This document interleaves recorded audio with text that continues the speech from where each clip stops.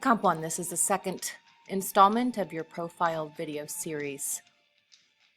Today I wanted to talk to you just a little bit about a second piece from your text on Johnny Depp. You should have read this as an assignment over the weekend. And the profile of Johnny Depp, here it is, written by Sean Smith. Not only does Sean capture the essence of Johnny Depp as an actor and a cultural celebrity in the United States, but he introduces him as a father. And we wonder if Sean Smith wasn't also a father and found his autobiographical significance of Johnny Depp and who he is as a character and as a human being through that connection of fatherhood. You'll notice if you read through this selection, and it is in Canvas for you, the PDF, that Sean Smith does an incredible job of capturing the nonverbal cues, the characteristics and behaviors of Johnny Depp that are clearly quirky to who he is and who we know he is. The obsessiveness with cigarettes and the tapping of his fingers, and so Johnny Depp is well captured.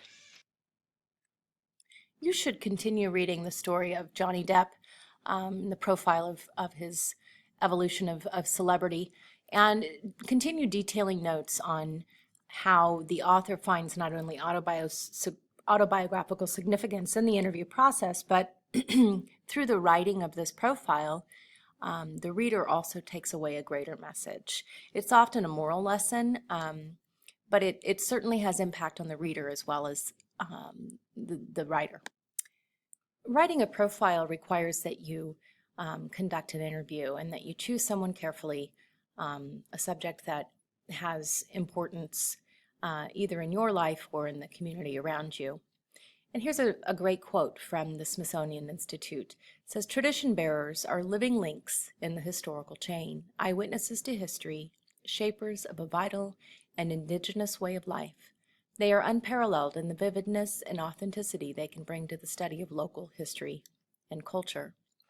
And we would like you to think about writing this profile as a way to capture local history, local culture, and to be a bit of a folklorist yourself.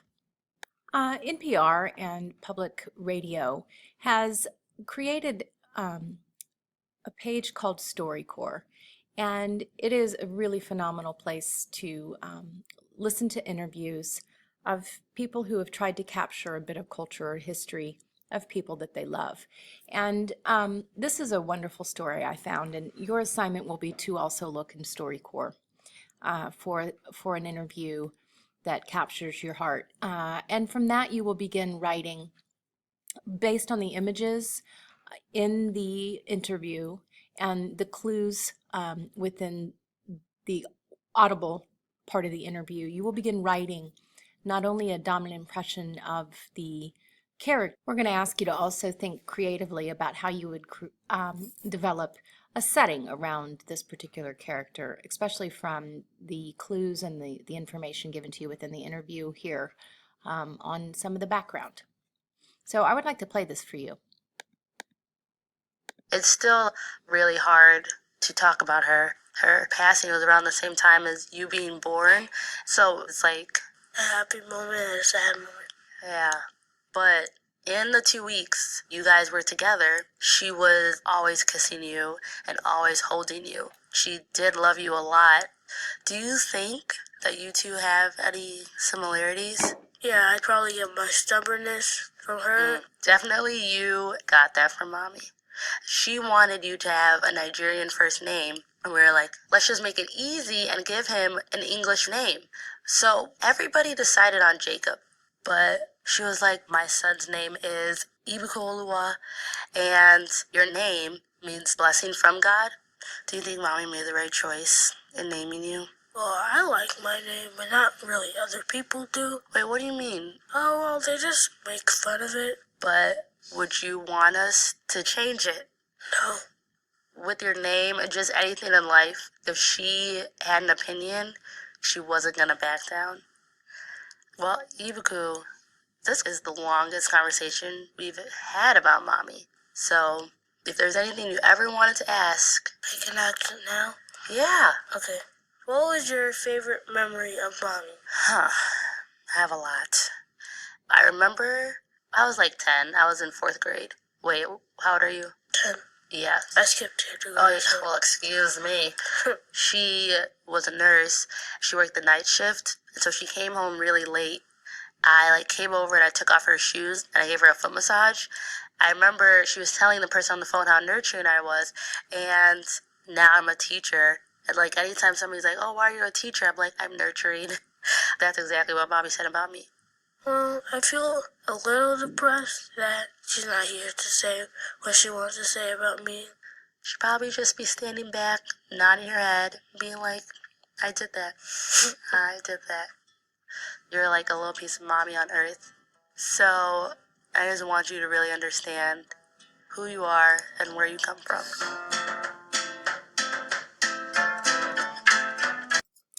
So the sister interviews the younger brother. And what I would like you to do is take a few minutes to write a dominant impression of that young 10-year-old boy. See if you can capture the essence of that young boy and even imagine the nonverbal cues as you were listening based upon the picture of his sister and he. And as well, I would like you to think about how you would also write a dominant impression of the setting of this interview. Imagine where they might be as they're sitting talking to each other. Is it a dining room table? Is it in the living room? And what would they be surrounded by? They mentioned their Nigerian heritage, and there is a picture of their mother in full Nigerian dress. And it just begs for some detailed writing to just bring that scene to life.